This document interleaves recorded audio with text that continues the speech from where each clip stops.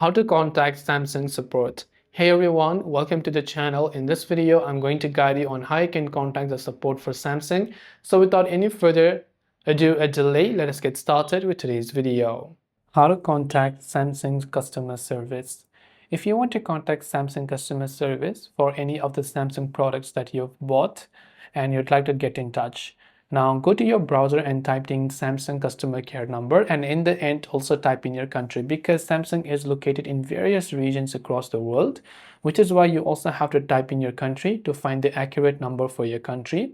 You'll find authorized service centers from Samsung everywhere else, so you can call them depending upon whichever country that you're from to be able to contact the customer support. If you're from the United States, at the very end search for United States and you'll find the United States number from Samsung. If you're from India, you can search for India. If you're from Australia, you can search for Australia, and respectively all of the countries as such. So this way you can contact customer service of Samsung based on wherever that you are from. Hope this video helped you. Thanks for watching and see you in the next video.